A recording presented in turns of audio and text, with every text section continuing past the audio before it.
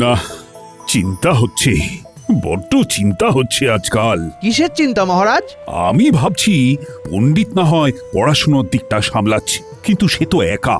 কোনো কারণে পণ্ডিত অসুস্থ হলে বা রাজ্যের বাইরে থাকলে সামলাবে কে? আমার রাজসভায় কার কি বিদ্যা দৌড় সে তো আমার ভালো মতোই জানা আছে। কাজ চালানোর মতো বিদ্যা তো আমার আছে মহারাজ। আমারও পেটে বিদ্যে না থাকলে কি আর আমি গ্রহ নক্ষত্রের চাল চলন পড়তে পারি? আমি কবিতা লিখি, আমারও বিদ্যা নেহাত মন্দ নয়, আমি জানি। আমিও কিছু কিছু জানি মহারাজ, নিজের মুখে আর কি বলি। জড়িবুটি নিয়ে নাড়াচাড়া করলেও প্রাচীন পুঁথিপত্র নিয়ে চর্চা তো আমাকে করতেই হয়। কারোর কথাই ফেলে দেওয়া যায় না, তবু কেন জানি না চিন্তা হয়। আমাদের বিদ্যা কতদূর কি ঠিক না ভুল সেটা না হয় পণ্ডিত নিজেই যাচাই করে নিক। কি যে বলেন মন্ত্রী মশাই, আপনার পাণ্ডিত্য যাচাই করব আমি, সেই ধৃষ্টতা কি আমার আছে?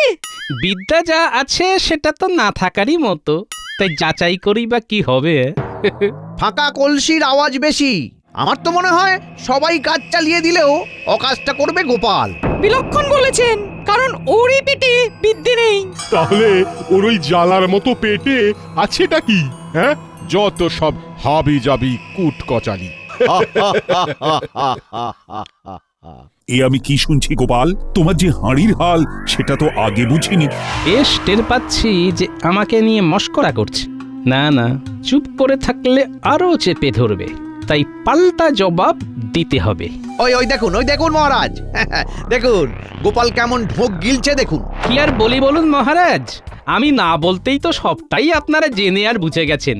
বিদ্যের যখন আমার এতই অভাব, তবে না হয় আবার প্রথম থেকেই শুরু করি। সেটা আবার কি হবে? সামনেই তো সরস্বতী পুজো, তা পণ্ডিত মশাই ওর টোলে বিদ্যার দেবীর আরাধনা করার ব্যবস্থা করুন, সেখানেই না হয় আমার হাতে খড়ি হবে। না না, তাই আবার হয় নাকি? এই বয়সে হাতে করি, এটা কি মশকরা হচ্ছে নাকি? শেখার কি আর বয়স আছে পণ্ডিত মশাই? মা সরস্বতীর নাম করে শুরু করে দিলেই হয়। গোপালের যখন এতটাই পড়াশোনার ইচ্ছে, তখন না হয় গোপাল যেমন চাইছে তেমনই হোক, কি বলো মন্ত্রী? তাছাড়া যেখানে বিদ্যাদান করা হয় সেখানে বিদ্যার দেবীর আরাধনা হবে, এর চেয়ে ভালো আর কি হতে পারে? হ্যাঁ হোক না। আরে পণ্ডিতের টোলেই গোপালের হাতে খড়ি হোক। সে যাই হোক, পণ্ডিত আচ্ছা ফাঁপড়ে পড়েছে এবার। কি মুশকিল, এবারে তাহলে টোলে সরস্বতী পুজো করতে হবে। গোপাল তো আচ্ছা পেঁচে ফেলে দিল আমাকে। এবার দেখো কেমন লাগে।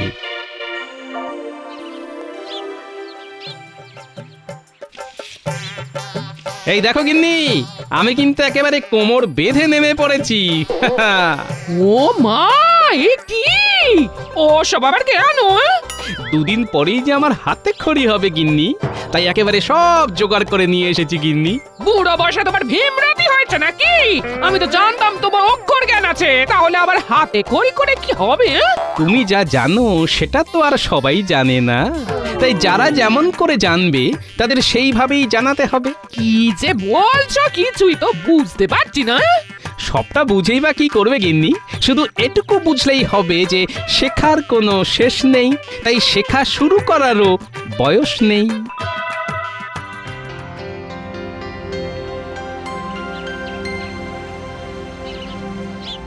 কিভাবে কি হবে কিছুই তো বুঝতে পারছি না।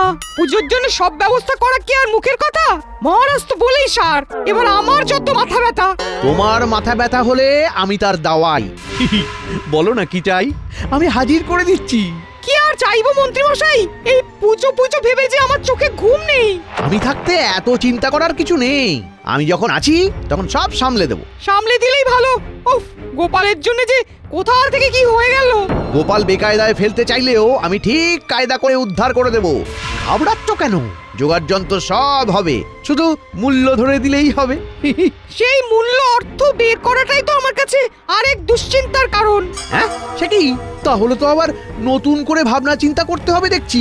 আরে ওই ব্যাপারে মহারাজের কাছেও হাত পাতা যাবে না। কি যে করি। তোড়জোড় করার জন্য আমরা চলে এসেছি পণ্ডিত মশাই।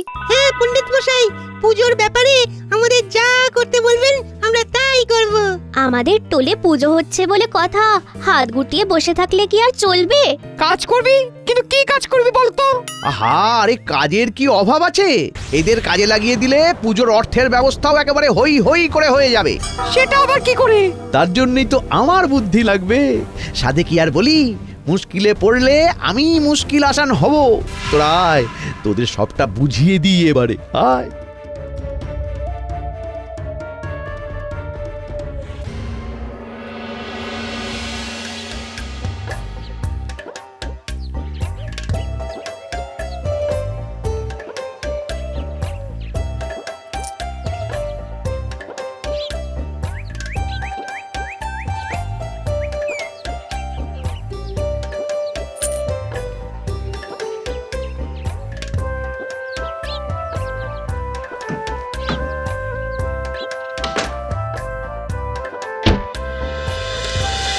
এটা বেশ অন্যরকম একটা কাজ পেয়েছি, তাই না রে?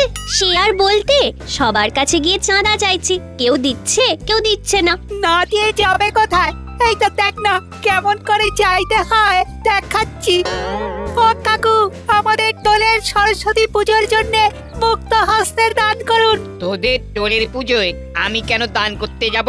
আহা, বাচ্চারা যখন আদর করে চাইছে ওদের তখন একটু খুশি করে দে না ভাই। সে না হয় দিচ্ছি, তবে পণ্ডিত মশাই এইভাবে অর্থ সাহায্য নিলে তো মুশকিল।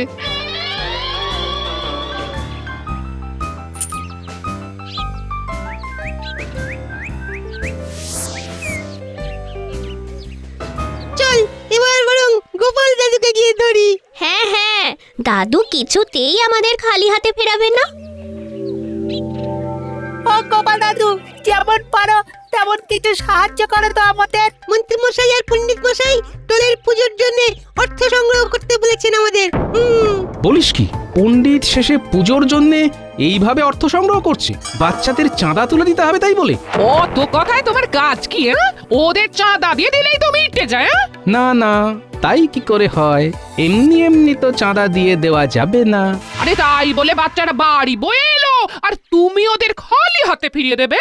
আহা, এত রেগে যাচ্ছ কেন? ওদের হাত আমি ঠিক ভরে দেব, তবে একটু অন্যভাবে। দাদু যে কি বুদ্ধি বের করেছে কে জানে।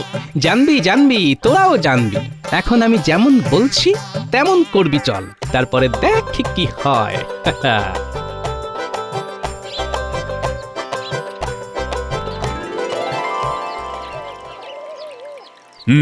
তাহলে সবার কাজ শুরু করা যাক নাকি?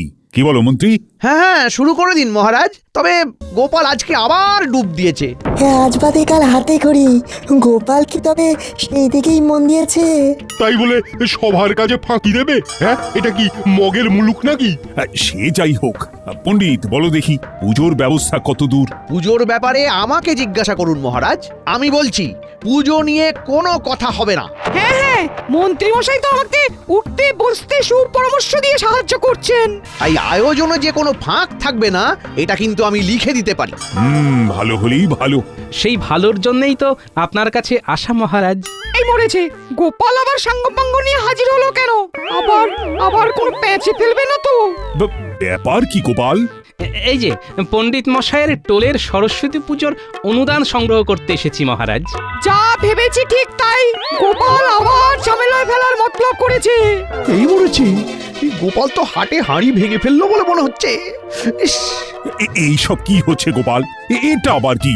তেমন কিছু নয় মহারাজ, ওই পণ্ডিত মশাই বাচ্চাদের যেমন করতে বলেছেন আমি তাদের দিয়ে তাই করাচ্ছি। তা তোমাকে আবার শিং ভেঙে বাছুরের দলে ঢুকতে কে বলেছে? শরীরটা বড় হলেও বোধ বুদ্ধির দিক থেকে তো আমি বাচ্চা মন্ত্রী মশাই। আপনারাই নিদান দিয়েছেন, না হলে কি আর আমার এখন হাতে খড়ি হয়? তাই আমিও বাচ্চাদের দলে। ছি ছি পণ্ডিত, শেষে কিনা তুমি অনুদানের অর্থে বাণী বন্দনা করবে, তাও আবার সেই অর্থ সংগ্রহ করবে এই বাচ্চারা? না মহারাজ, আমি তো মানে ওই মন্ত্রী মশাই যেমন বলেছিলেন। আরে আহা, এর মধ্যে আবার আমাকে নিয়ে টানাটানি করার কি আছে? অত শত কিছু বুঝি না। এবার পণ্ডিত, তোমার নিজের খরচেই টোলে পুজো করাতে হবে। তবে যেহেতু গোপাল এই পুজোর সাথে ভীষণভাবে যুক্ত, তাই বাচ্চাদের সঙ্গে সঙ্গে গোপাল তোমাকে সাহায্য করতে পারে। এর বেশি কিন্তু কিছু নয়। ওতেই তো যা হওয়ার হয়ে যাবে মহারাজ। গোপালের জন্য সব তাল কেটে যাবে। হাল কেটে কুমির ডেকে আনলে তার ফল তো ভোগ করতেই হবে পণ্ডিত।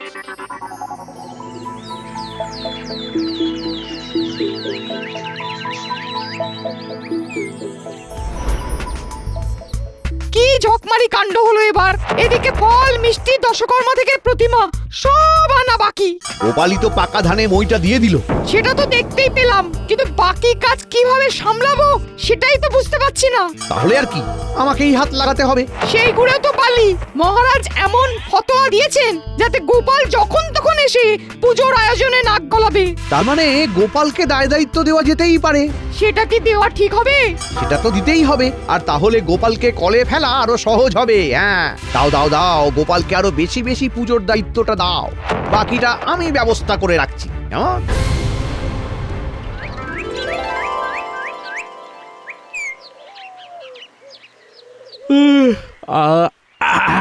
আর যেন শরীরটা কেমন ম্যাজ ম্যাজ করছে। না, আর একটু উল্টে পাল্টে নিই তাহলে। বলি হাতে খড়ি হচ্ছে নাকি মাথা কিনে নিয়েছো? বাজার দোকান করতে হবে, না হলে পেটে বিদ্যে কেন কোনো খাবারও থাকবে না। হ্যাঁ, দিদাত বলে ধরালে আমরা কিন্তু ফর্দ ধরাবো। পণ্ডিত মশাই পুজোর ফল মূল মিষ্টি এমনকি প্রতিমা পর্যন্ত আনার দায়িত্ব দিয়েছে তোমাকে। হ্যাঁ, চলো দাদু, তাহলে কেনাকাটাটা সেরেই ফেলি। সে না হয় যাব, তবে পণ্ডিত হঠাৎ এত দায়িত্ব আমার উপর দিল কেন? না না না, এবার ভালো মতো চোখ কান খোলা রাখতে হবে দেখছি। দাদু, কেনাকাটার তো বিস্তর জিনিস আছে, তা কোথা থেকে শুরু করবে তাহলে? চল তাহলে ফল দিয়েই শুরু করি। পণ্ডিত মশাইয়ের টলে সরস্বতী পুজো, তাই বেছে বেছে ভালো ভালো ফল দেবে।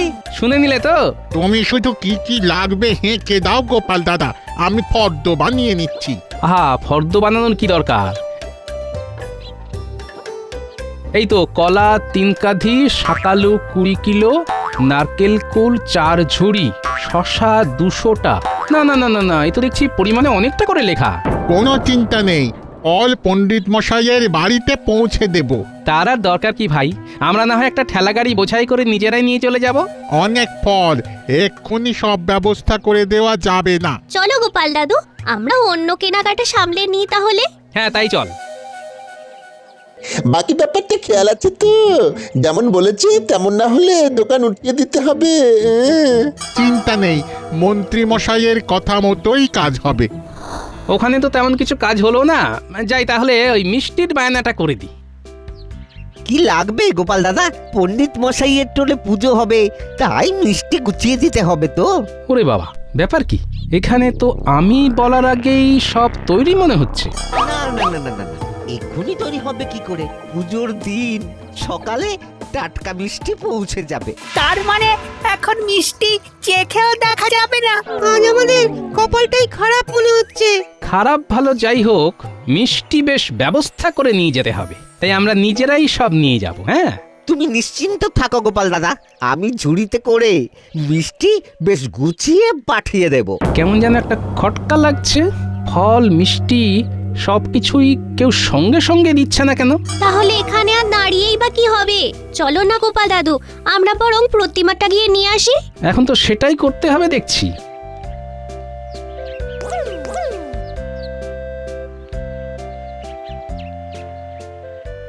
এই যে ভোলা দাদা, এবারটা তো ভালোই সামলে দিলে, তবে মন্ত্রীমশাইয়ের কথা আবার মনে করিয়ে দিতে হবে না তো?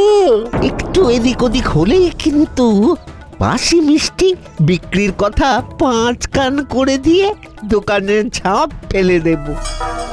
কথাটা যেন খেয়াল থাকে। কাজ তো মন্ত্রী মশাইয়ের কথা মতোই হবে, সেটা নিয়ে ভাবতে হবে না। তাহলে আমরা আর কিছু ভাবছি না। হ্যাঁ, ও গোপাল দাদু, এত কি ভাবছো বলো তো? হ্যাঁ, তোমার কি কোনো প্রতিমাই পছন্দ হচ্ছে না নাকি? দাদুর চোখ কি আর আমাদের মতো যে যেটাই দেখবে সেটাই পছন্দ হয়ে যাবে? না না, ঠাকুরের মূর্তি কি আর অপছন্দের হয়? তবে তারই মধ্যে একটু দেখে শুনে নিতে হয়। দেখাশোনা নিয়ে ভেবো না গোপাল দাদা, সবটাই আমি দেখে শুনে দেব। দেব না করে এখনই দাও দেখি। আমরা একেবারে সঙ্গে করে নিয়ে যাব। না না, এখনো অনেক ছোট ছোট কাজ বাকি আছে, তবে চিন্তা নেই, পুজোর আগে সময় মতো ঠিক পৌঁছে দেব। ওই দেখো, এখান থেকেও তো খালি হাতে ফিরে যেতে হবে। কি আর করা যাবে? একদম ভালো লাগছে না, কোনো কিছুই তো সঙ্গে করে নিয়ে যেতে পারছি না। তাই প্রতিমা না নিয়ে আমরা যাব না। আর সবটাই তো মানিয়ে গুছিয়ে নিতে হবে, তাই বায়না না করে আয়, আমি যেটা বলছি সেটা মন দিয়ে শোন।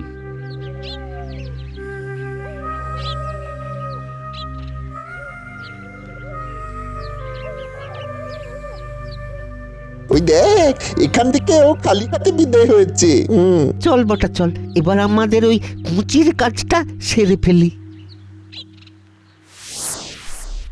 কোনো চিন্তা নেই গোপাল দাদু, আমরা তোমার কথা মতোই কাজ করব। এই তো, আমাদের যেটা নেওয়ার সেটা সরিয়ে নিয়েছি, এটা আবার আমরা মন্ত্রীমশাইকে উপহার দেব। আমি না হয় সাজিয়ে গুছিয়ে পণ্ডিত মশাইয়ের বাড়ি প্রতিমা পাঠিয়ে দেব।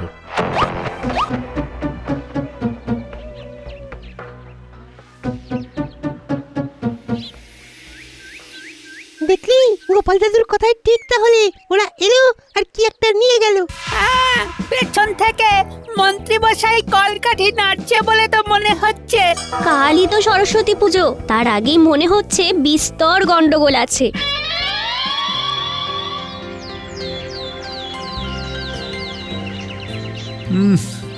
আমি তৈরি হয়ে দাঁড়িয়ে আছি, কিন্তু সভাসদদের কারোর তো দেখা নেই। এই তো আমরা এসে গেছি মহারাজ, আজ বাদ দিলাম বাকি সব কাজ। সেটা তো দিতেই হবে, আজ পণ্ডিত মশাইয়ের টোলে সরস্বতী পুজো হচ্ছে বলে কথা। কিন্তু মন্ত্রী নেই কেন? তার তো এতক্ষণে হাজির হয়ে যাবার কথা। আগে মন্ত্রী মশাই পুজোর আগে ওই নিম হলুদ বাটা মেখে স্নান করে শরীর ও মন শুদ্ধ করছেন। হ্যাঁ, বলো কি? শুধু তাই নয় মহারাজ, পুষ্পাঞ্জলি দেওয়ার আগে কিছু খাবেনও না বলে দিয়েছেন। তবে বোধহয় উনি একেবারে শুভ্র বস্ত্র পরে শান্ত মনে যথা সময় পণ্ডিতের টোলে হাজির হবেন। আমারও তাই মনে হচ্ছে। না না, আর দেরি করে কাজ নেই, চলো আমরা বরং গুটি গুটি পায়ে টোলের দিকে হাঁটা লাগাই। ওদিকে গোপালও বোধহয় চলে এসেছে এরই মধ্যে। সকালে উঠে স্নান সেরে শুদ্ধ বস্ত্র পরে আমি কিন্তু বাচ্চাদের সঙ্গে স্লেট খড়ি নিয়ে হাজির হয়ে গেছি। সেটা তো দেখতেই পাচ্ছি, তবে এবার আমাকে আমার কাজটা করতে দাও। যা যা, তোরা আলপনাটার ব্যবস্থা কর, আমি বরং ততক্ষণে মূর্তির সামনে জল ভর্তি ঘট বসিয়ে তার উপরে আম্রপত্রটা রাখি। সে তুমি যতই করো, দুর্ভক্তি আর এড়াতে পারবে? ও গোপাল দাদু, আমরা কিন্তু পুজোর স্থানের একপাশে হলুদ, সিঁদুর, চাল দিয়ে সাজিয়ে রাখছি। ভালো করেছিস। এই তো, এইদিকে ফল আর মিষ্টিও চলে এসেছে, প্রসাদ তৈরি। আমরাও তৈরি। একদম নয়, পুজোর অঞ্জলির পরই ফল মিষ্টি খেতে হয়। এখন যা, দেবী সরস্বতী মূর্তির একপাশে দোয়াত, খাগের কলম আর বই রাখ গিয়ে। এই তো পুজোর জোগাড় সব সারা হয়ে গেছে। কি পণ্ডিত, এবার পুজো শুরু করে দাও, আর দেরি কিসের? এই তো মহারাজ, এবার ফল মিষ্টিগুলো সাজিয়ে নি। কি দুটো কলা, একটা শসা আর এক মুঠো কুল? এ কি সত্যি নাকি চোখের ভুল? মিষ্টির ঝুড়িতেও কি কটা শুকনো লাড্ডু আর গজা? এটা আবার কেমন মজা? হ্যাঁ, ছি ছি পণ্ডিত, টোলের পুজো এইভাবে নম নম করে সেরে দেবে ভেবেছিলে? আপনার কথা মতো গোপালকে দায়িত্ব দিয়েছিলাম, কিন্তু এখন তো দেখছি ওই আমাকে হেনস্থা করার জন্য এই সব করেছে। মহারাজ, আমাদের মনে হয় ওই ঠাকুরের মূর্তি উন্মোচন করে পুজো শুরু হওয়ার আগে ওই একবার আপনাদের মন্ত্রী মশাইয়ের বাড়ি যাওয়া উচিত, এক্ষুনি। আবার কি হলো? একটা রহস্য আছে, এবং এই রহস্যের পেছনে বটা ঘটা ও মন্ত্রী মশাই জড়িত আছেন। আমরা নিজের চোখে বটা ঘটাকে লুকিয়ে কিছু একটা নিয়ে যেতে দেখেছি। রহস্যের জ্বর ছাড়াতে হবে মহারাজ, সেটাই না হয় করে ফেলি আগে। অঞ্জলি না দিয়ে খেলে তো পাপ হবে মন্ত্রী মশাই। কিচ্ছু হবে না। তাহলে আমার সন্দেহ ঠিক প্রমাণ হলো।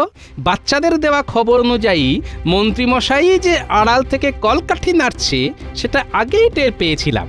এবার ফল মিষ্টি এখানে এক জায়গাতেই পাওয়া গেল। কি মন্ত্রী, এই নাকি তোমার নির্জলা উপোস করে পুষ্পাঞ্জলি দেওয়া? না, না, মানে হ্যাঁ মানে আপনারা এখানে এখন? সব দায়িত্ব পেয়ে আর দোকানীদের আচরণ দেখে আমার আগেই খটকা লেগেছিল। তারপরে বটা ঘটা কিছু একটা সরিয়ে ফেলছে এই খবরটা পাওয়ার পরে বুঝতে অসুবিধে হয়নি যে কে কাকে হেনস্থা করার চেষ্টা করছে মহারাজ। তাহলে টোলে 2-4টে ফল মিষ্টি পাঠিয়ে বাকি সব নিজের কাছে রেখে তোয়াজ করে খাওয়ার মতলব করেছিলে তুমি। পণ্ডিতেরও এতে সায় ছিল মহারাজ। বটে, তলায় তলায় এত কিছু।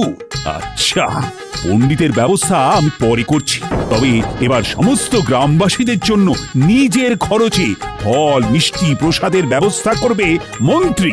টোলে পুজো হওয়ার পরে আমি নিজে সব বিতরণ করব।